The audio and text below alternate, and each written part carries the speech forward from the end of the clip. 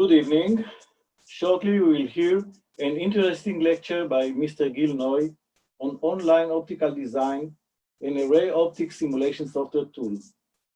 This is part of a webinar series organized by Photonics Israel on various aspects of photonics. The photonics industry is a technological and economic growth engine in the world. In Israel, it contributes about $6 billion annually to the economy. Photonics Israel operates within the Engineers Association as a cluster of photonics entities.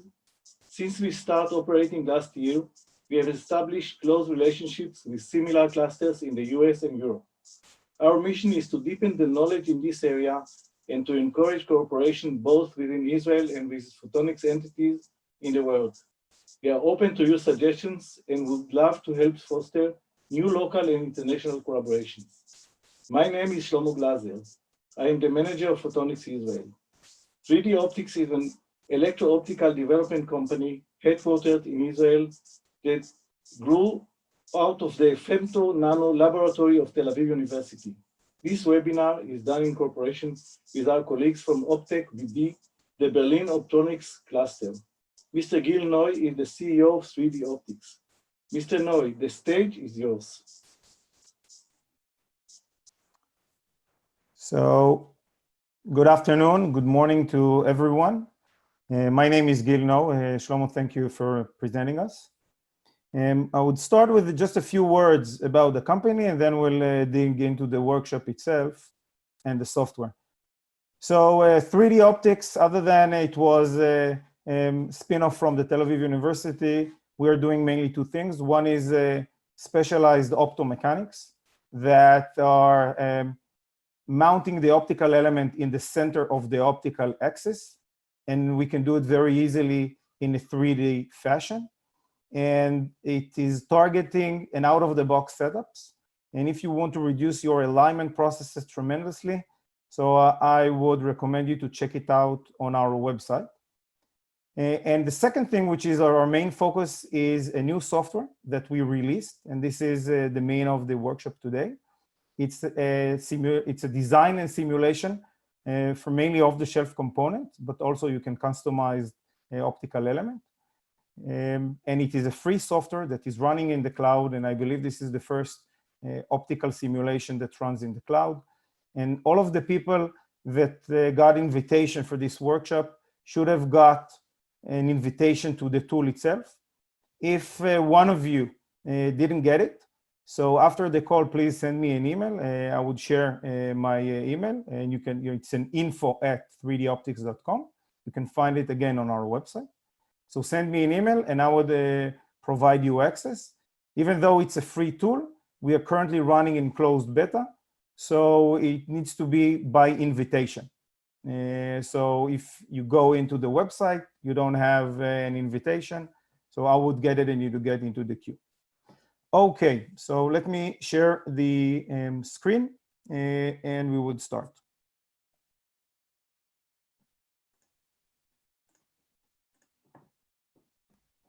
Okay, so can you see my screen? Guys, just let me know if you can share my screen, and I see that you are okay. Just raise your hand that you can share my screen. So great. Okay, so as you can see, I'm running on a browser. We found that the best Java engine that can crunch the physical algorithm are Chrome and Edge. Both of them are the fastest one, but you can use other browsers as well. We recommend these two because it's the fastest. At the beginning of the landing page, you can log into an imperial or a metric environment.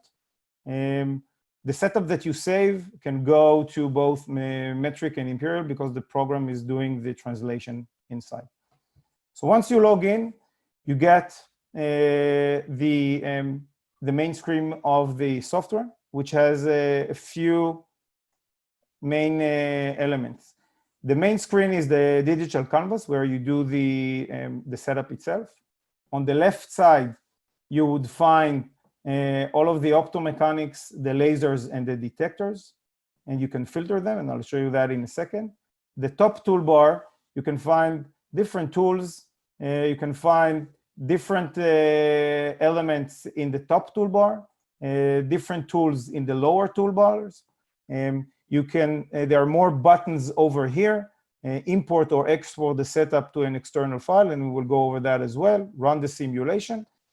And in a second, you will see here an emerging toolbar, which reflects the preferences of the selected item.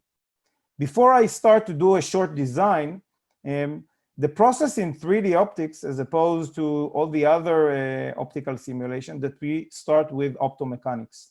We mount the optomechanics very similar to what you do in real life in the lab. So you place the optomechanics. The next phase would be upload to the optomechanics the optical elements. And the third phase would be run the simulation and get your feedback. So let's start. So on the left side, you can filter your components. As I told you, we do have our own components. So I would take just one component from 3D optics. It's a board. But other than that, I would go to what we call third party. Over there, you can find optomechanics from the leading vendors in the industry today. So let's pick up 3 different mounts that I'm sure most of you that work in the lab already know. So I'm placing those mounts. You can see, by the way, that the digital canvas is like a big breadboard. Under the view screen, you can delete it like this, or with the Control B, you can bring it back. So you see that I placed the first mount. Let me take a lens tube mount, and let me take something a little bit special, which is a mount that is cage compatible. Once I place the mount, you can see that as opposed to a CAD software, we provide all the real functionality that this mount is providing in real life. So if we take this first kinematic mount, so it sits on a post. So you see this emerging toolbar. We see the name of the mount. We see other sections. But let me go into the post setting section. I can take the mount up or down. You see there is a camera, a virtualized camera, so you can take it up or down. And you can rotate it like you do in real life. Okay, so let me take the post setting a little bit lower. Now, if you can see, everything here is jumping into the grid. So the grid is 0.75 inch. By the way, we have a few tutorial session under help. So if you open that, it will jump into our website, and you can see very short tutorial session that can help you with the functionality if you forgot or if you missed something in this session. Okay, so back to the mount. So you can take it up or down with this post settings. You can change the annotation. This is rotation, but you can also do in a 3D and take it up and put it somewhere on a wall. You can use the walls of 3D optics, for example. So I'm pressing here the board, I'm duplicating it, making it a wall. And now you have a wall, and this can go into a wall. So let's delete that, because most of the people are working in 2D. So let me take this all the way down. Now, I told you that we have here jumps of 0.75 inch, and there is the equivalent of the metric in the metric environment. If you want to mount it like with the forking clamps, so you can go to the offset section, and then you can move the mount inside that grid. The jumping grid is a very nice feature to mount your optomechanical element. So let me reset that. Let me just take it a little bit higher. Okay, so this is one. Second, this mount is kinematic, so it has knobs, and I will show you in a second how to use those knobs. This one is a lens tube mount, and this mount, for example, allows to add a lens tube. So you can go again, you press it, it becomes blue. Go to the section of the lens tube, you search, and you have all those lens tubes. Let's take 1.5-inch thread depth. And automatically it is being mounted on spot. And now you get another optical element that you can put optics. The third element here is a cage compatible. You can press this. In this cage, there would be a cage setting section because it's cage compatible. You can open that, and then you can define the number of rods that you want to extract. You can see that now this mount becomes an anchor. And you can go now, third party, screen it by cage enabled, and you can put different mounts that are cage compatible. So let's take, for example, this mount, which is cage compatible. You can put it here, and then in the post setting section, you can hide the post. So now you see that it also has the grid jumps, but since it's on a cage system, you can move the cage system smoothly in the cage setting section. There are also other mounts which are cage compatible that don't have any post, like this XY translator, for example. Okay, so again, I'll show you in a second how these are working.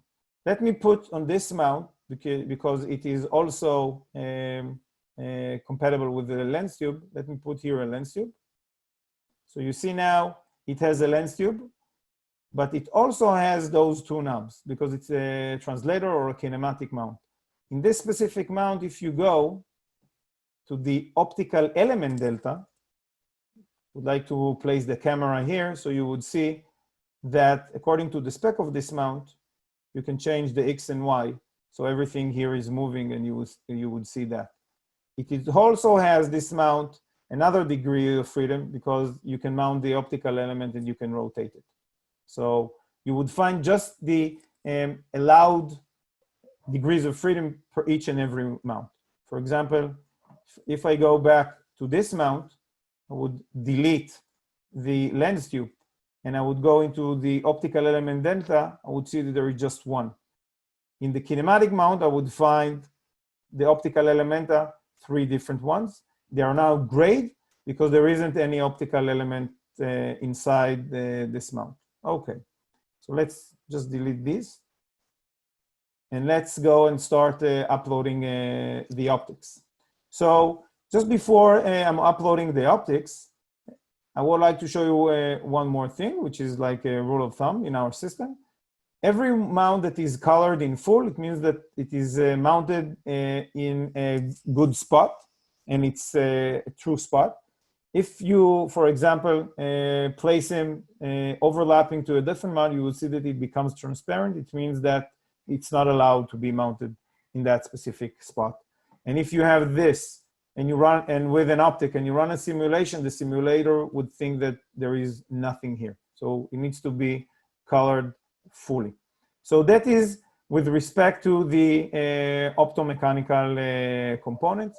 And you can find in the library here, third party, different mounts between 0.5 all the way to 4. And we are in the process of adding a lot of more optomechanical components from 3D optics,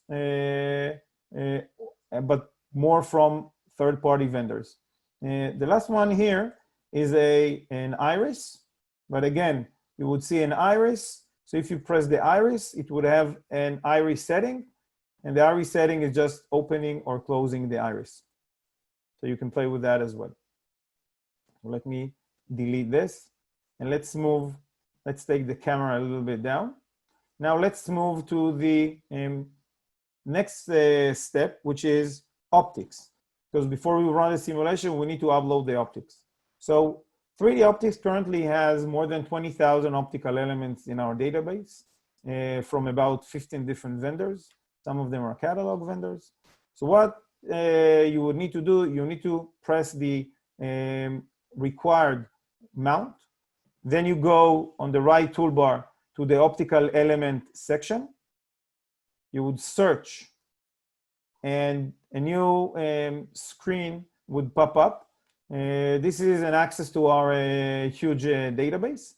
And here you can do an open search, or you can do a filter.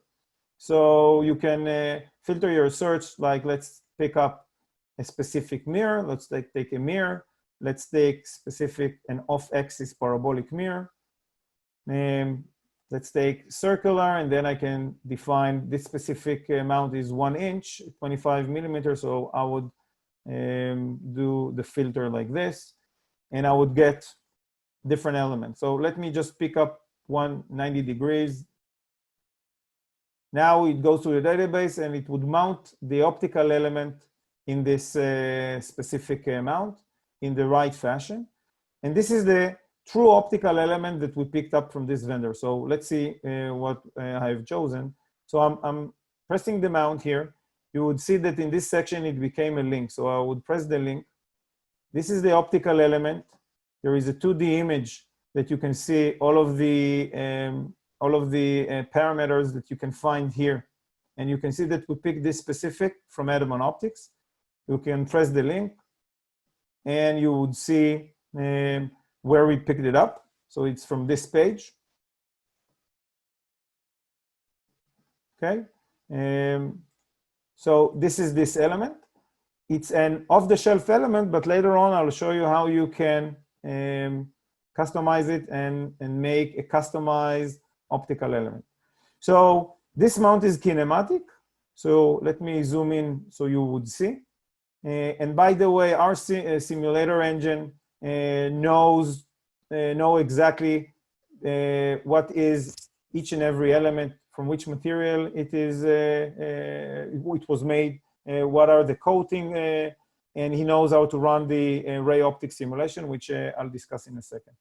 And since this mount is kinematic, so if you go to all the way down here to the optical element delta, you would be able now to change up to 4 degrees. So this is the spec of that specific mount.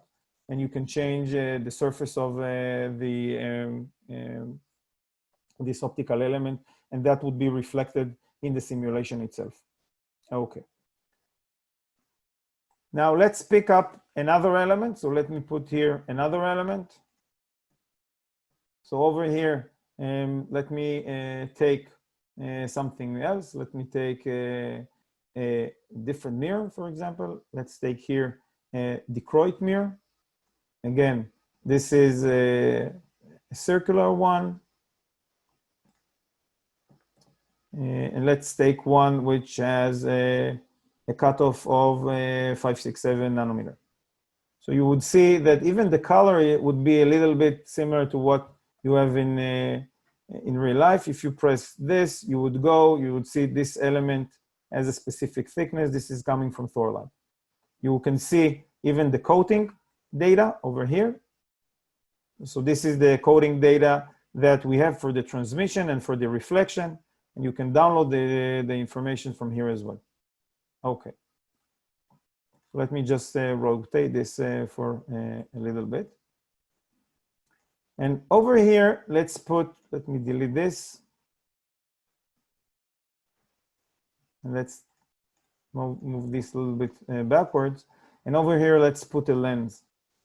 So in the lens section, I would have all those lenses. So let's take a plano convex.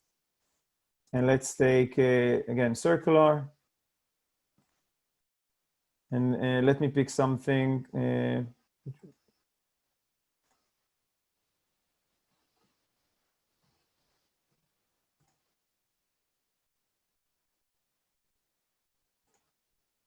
would like to have something with a focal point. Let's take this one. Okay. So we have that lens, which is, again, mounted properly in the right place in that specific mount. So now we are ready for a simulation. So now I would go on the left toolbar to the laser section. You can see that we have started to work with some laser vendors. So you can find here a single color from Cobalt. You can find here a laser from NKT, a white light from laser components. And you can take or a helium neon laser. So let's take, just, you know, for the sake of the simulation here, let's take a helium neon laser here. And let's take a generic chassis, which doesn't exist in real life, but magically it can hold all of the lasers that we have here in the system. And let's take here the white light from laser component, and let me rotate it. And I would place all these three.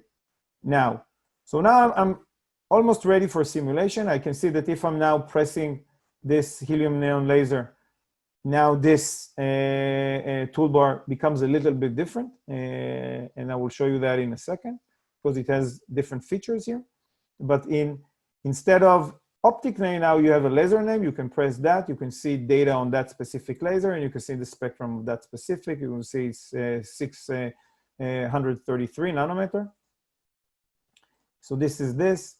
This one is the general, you would see the name is a 3D optics laser 2. If you do search here you can find a lot of different lasers that can sit here, because it's a virtualized laser in this specific chassis. Currently, we have a Gaussian lambda 550 nanometer, which would hit this dichroid in a second. And this is a white light coming from a laser component, which is another partner of ours. Okay, now I'm ready to run the simulation. So here you can see that in the propagation simulation, I have 3 lasers. You have their names. This is laser 1. I can run simulation for all of them, or I can just click. We would start running just one by one. So let's start with the first one. So this is helium neon. You can see that we are running a ray optic simulation. So we know what is the curvature of that specific mirror, what is the material, and we can run the calculation with Snell laws, how the beams are going to be hit, and what would be the degrees of refraction over here. So let me just say a few words about the laser itself. In the beam section of the laser, you can define if you want to have a circular profile or one ray, if it has a broadband laser. You can define the diameter, the number of rays, because we are running simulation. So now it's 15 and 3 circles. What do I mean with 3 circles? If I zoom in, you would see here that these are the 3 circles. I will show you that in a second. What do I mean when I reach the detector section? So here you would see that I played with the knobs of that specific mount. That's why it is a little bit diverges from the ground. So let me reset this, run the simulation again, and you would see different result. You can see exactly where it is being focused. Let's run the simulation on the second laser. In this case, it's a broadband laser. So we have here a 515 nanometer broadband laser hitting a dichroid. So in this case, I would pick up one of the tools that we have here on top. It's a spectrometer. So now you see that I'm in a spectrometer mode. And the icon is changed. Now I would press this, and you would see the spectrum of this Gaussian on this side of the dichroid, what is going on from the laser. Just a second.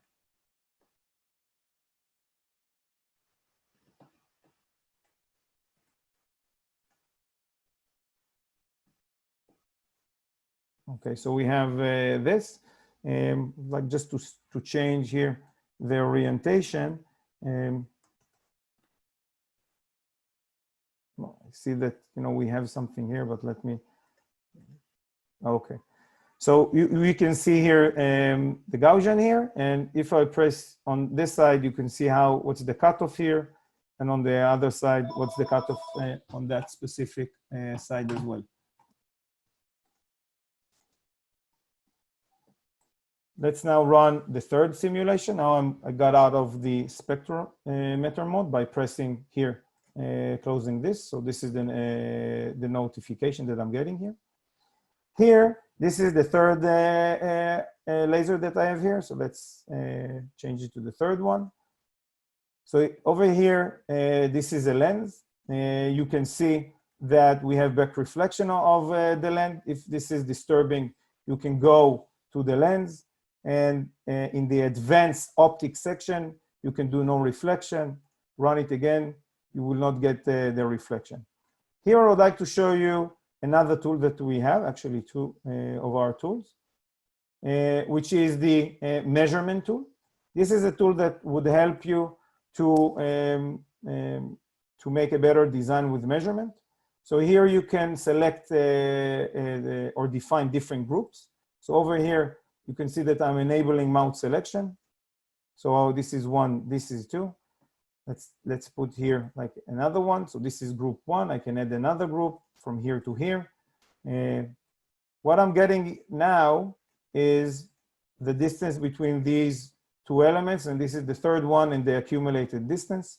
If I would go and change the distance, you would see that the distance is being changed on the spot, and you can do a better design. If you see that this mount doesn't have any optical element, so the spot would be in the center of the mount, where the optical element should be mounted. If it has an optical element, it would be from the surface of the optical element. If you want to see what is the optical distance, that can be done just when you have a laser being populated into the system. So since we already have that, so I can go not to the measure tools, rather to the optical distance tool. Then you can see that this is the optical distance between the laser and the surface. The second distance is the distance, the true distance inside the optical element. And you can, if you open this, you can change it to the optical distance. So you can see that this distance would be a little bit bigger because of the index of refraction here. Okay, so we have that here as well. By the way, I would leave in the end like 10 minutes for questions. So if you have questions, so write them down, and I would open up questions, Q&A at the end. Okay, so I have that here, the ability to measure distance and the optical distance as well over here. Okay, so I would like now, after you understand what are the basic elements here, now I would like to show you the detector section. Before the detector section, let me show you how you customize optics. So once you press a specific mount that has optics, you have this advanced optics section. If you go over here, you can find, other than helping the simulator to reduce the number of iterations by treat this as flat, you can do no reflection, as I showed you before. You can flip the optical element inside the mount, define the back reflection numbers, or there are now two buttons here.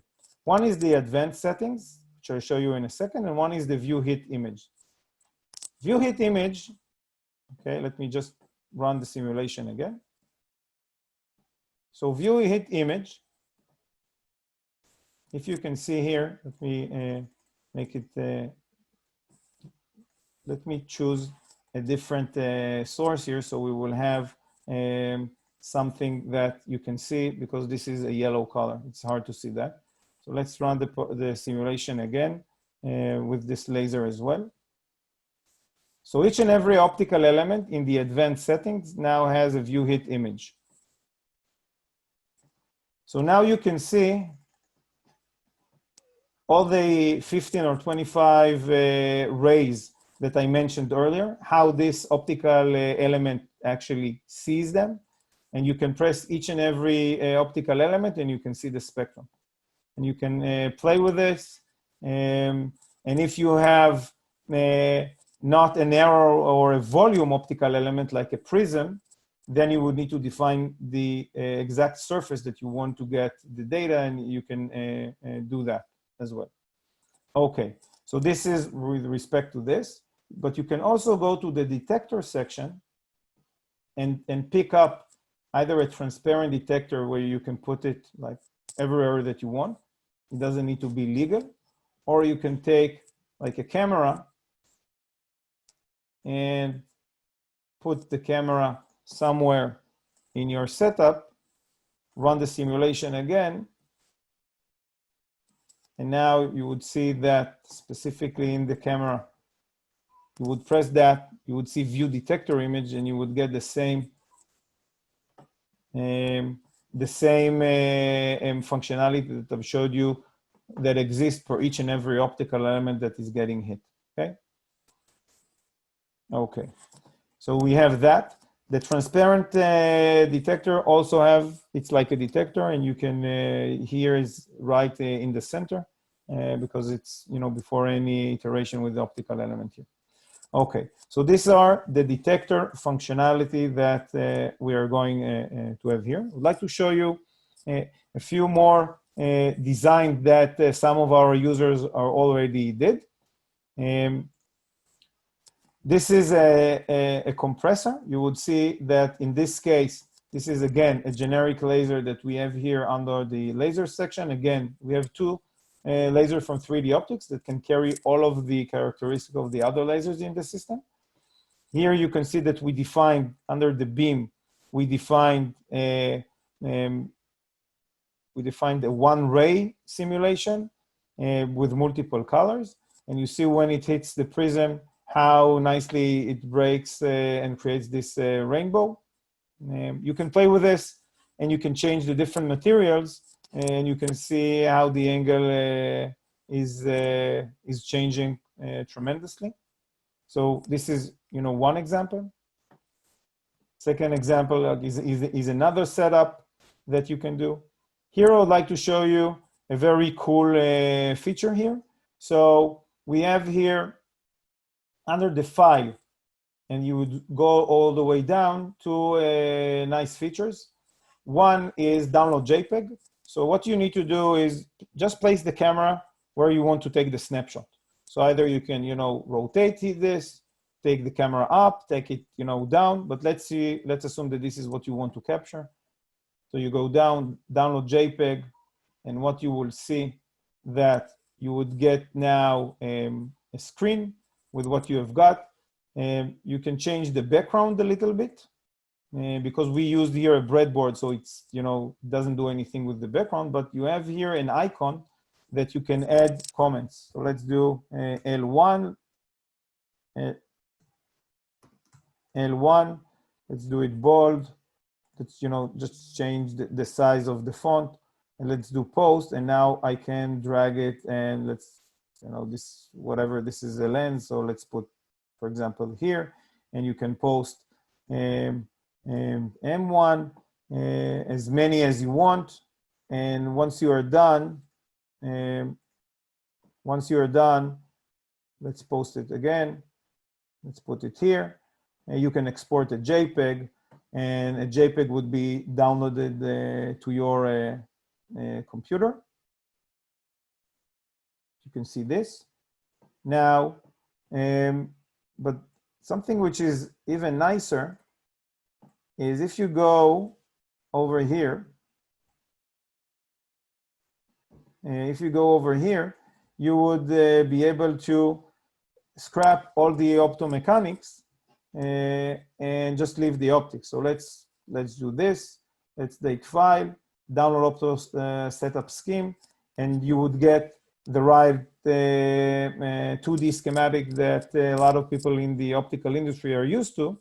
Again, you can start adding those notes and post them and create your 2D schematic that you are putting in articles, sharing with your friends, colleagues, whatever. And you can do export, and you would get that specific JPEG ready for use. So that's another cool tool that we have here.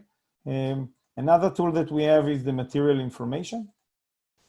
So if you open the material information, so we have here in our database the information of all of the 1,000 materials that you have in the world. So you can have that information, and you can download the CSV file or download the JPEG of that specific graph. So we have that as well. Let me go, so this is like another design that we have here. Here you can see a work of the designer that try to align 4 different lines into one line. So he can even do the alignment over here. And this alignment is done with translator. So this is a translator. So if you would scroll down, you would see the translator movement, and you can see that he has done a translator movement. Let me go back a little bit here.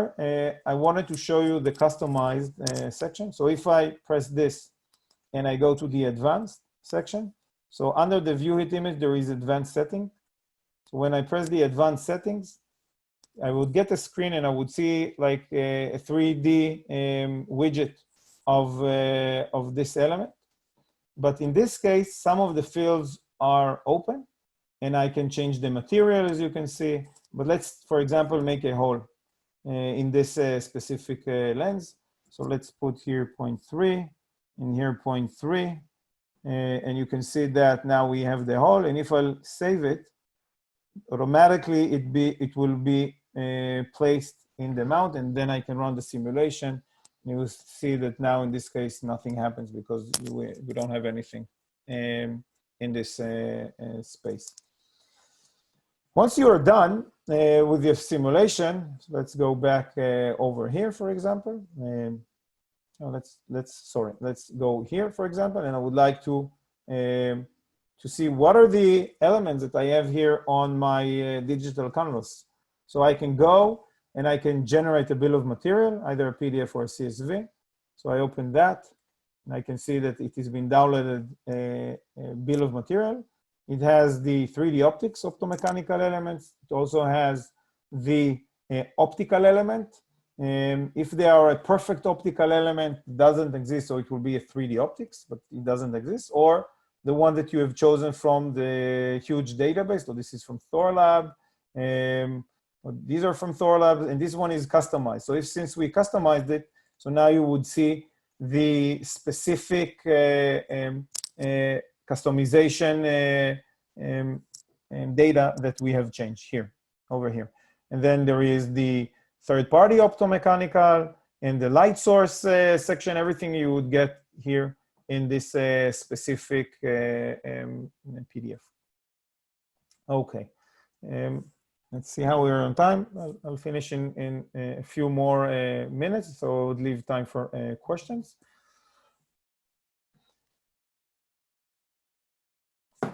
Now, I would like to show you one more, actually 2 more things about where we are heading in terms of upgrades and stuff like that. By the way, I saw that people are asking for, price. The software is free, right? And when I'll open the form for questions, this software is free, but now since we are running in closed beta, so it's by invitation only, all I'm asking in favor is just send me feedback to info@3doptics.com if you would like to have ideas for improvement.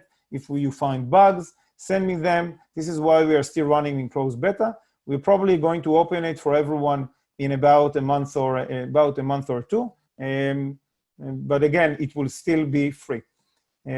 Like before, I show you a glimpse of where we are heading, and we are going to upgrade the software all the time. You would not even notice, because you would, like Gmail is doing a lot of upgrades that you don't even notice. When you log into the system, you would get the upgrade for free. So would like to show you before I finish a few more things. One, when you have a setup where you're done, you can save it. So you have over here. Let's put my name here. And I will do save. And automatically it's being saved to your cloud environment. So file, open, and you would be able to find, just a second, in the first page here you can find Gil from today, and it's in Imperial setup. So that's one option. And then if you go and do a new and would like to bring it up, so you go open and you open it, and the setup would be uploaded with all of the optomechanics, the optics, and the light source. So here you see that. Another option, if you don't want to save it or you want to send it to a friend, so you can export it. So once you export, you see that it downloaded an OPT file. It's a proprietary format of us. And you can send this file to your colleagues, and they can go now and do an import. So they can import this file.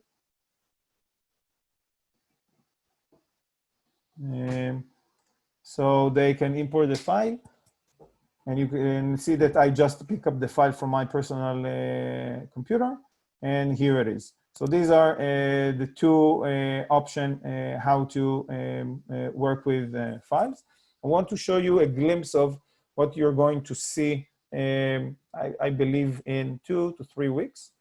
One, in our website, if I jump to our website, so this is 3D Optics website. We have an OPT file section under the software.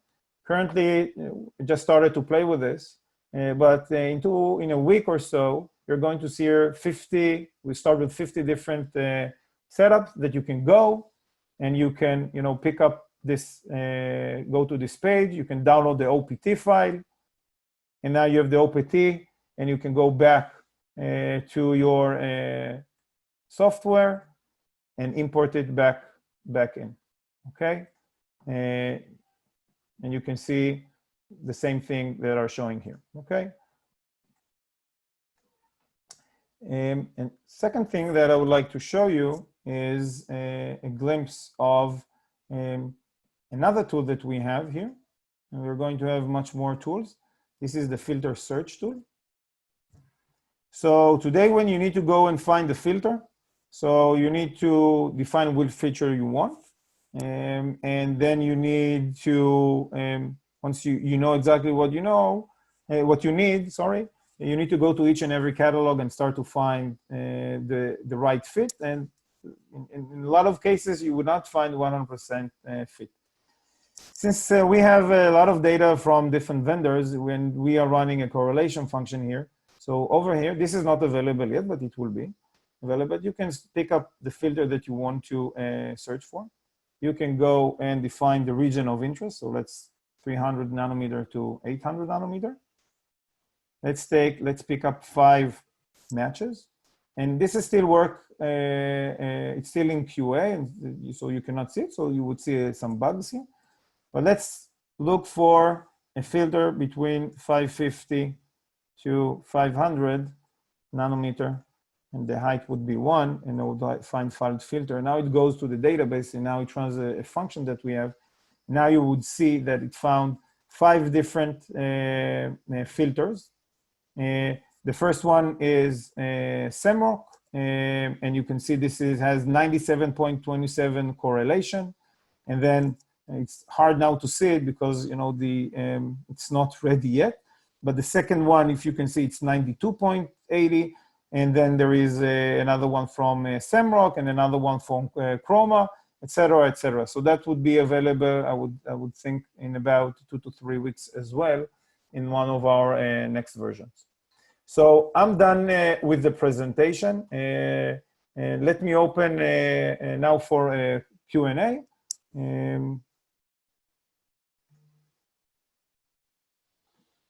Okay. Okay, so let's see how we're going to do it. So everyone that has a question, please raise your hand. I see that, and I will open the line for the person that raised his hand. So I see that first one from Chaim.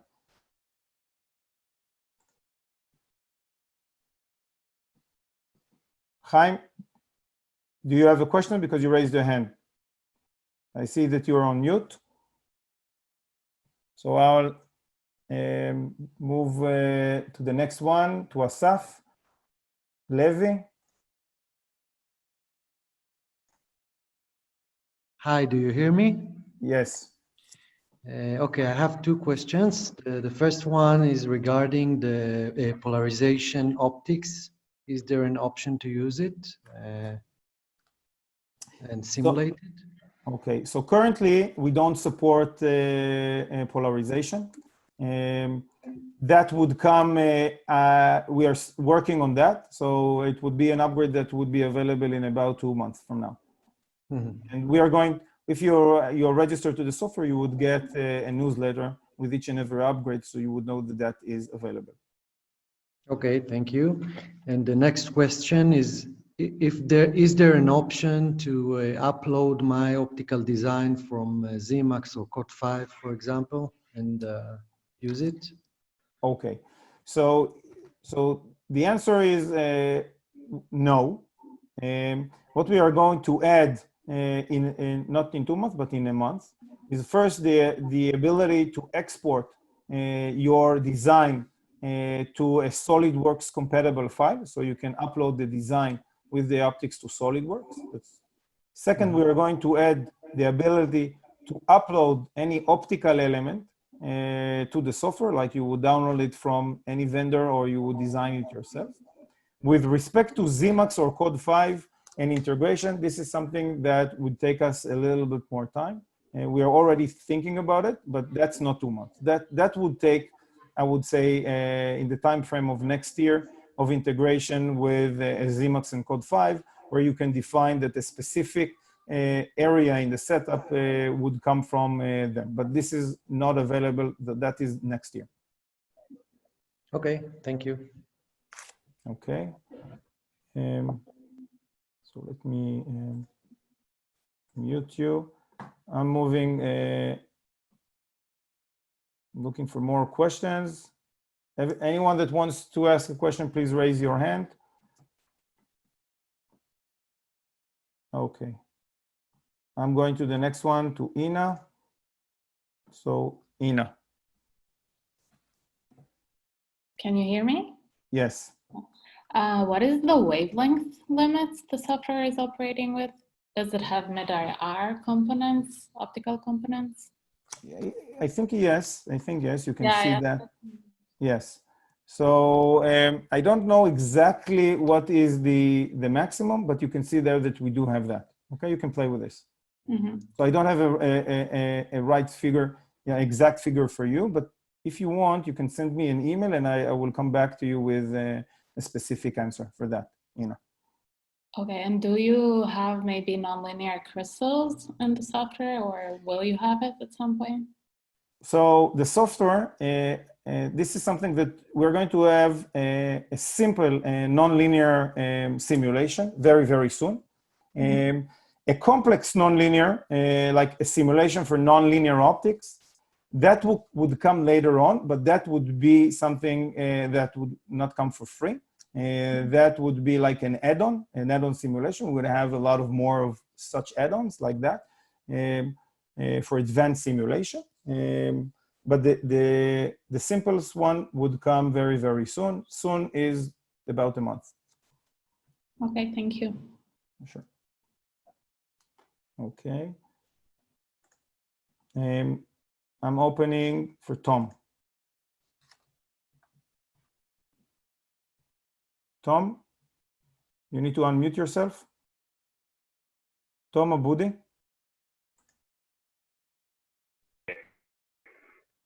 Can you hear me? Tom? Yes, I can. Okay, 2 questions. First one, regarding fiber optics, is it possible to work also with fiber optic components? Another question. Tom, I cannot hear you.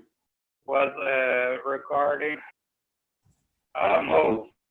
Tom? Hello? Yes. Yes. It's very hard to hear you, Tom. Okay. First question is regarding fiber optics. Is this integrated? Is it possible to work with different optical fibers? Second question is regarding cutoff modes. Like if I put iris, do I see the effect of different modes propagating through it? Okay. So second question is yes, you would see that. The first question is that we don't have it, fiber optics. We got a request from another user, so we started to look into it. What does it mean for us? And I guess, again, similar to the nonlinear optics question, we would have a simple simulation for that, and a more advanced one that would come in a module payment. But this is not, I cannot have any timeline for you with respect to fiber optics.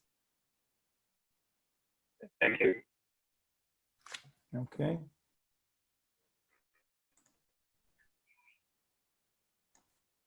I'm going to open for Dan.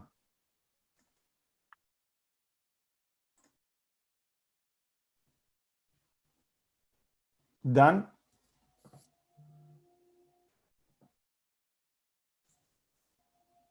Dan, you need to unmute yourself. Can you hear me now? Yes.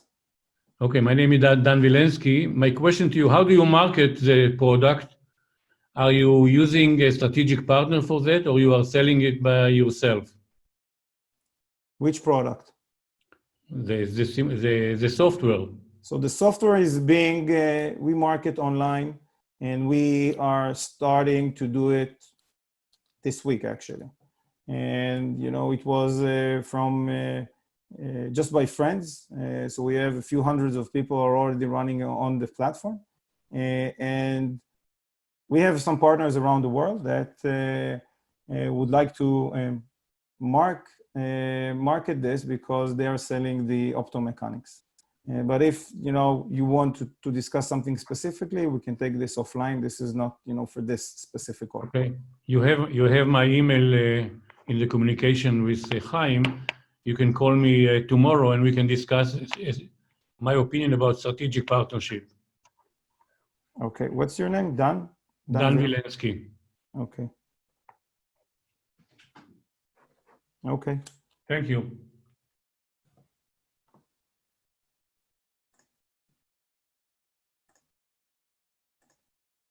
Any more questions?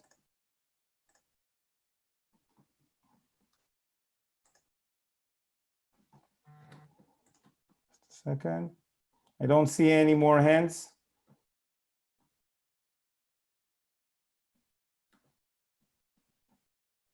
So I don't see any more hands. So I'm done. Unless someone has the last question.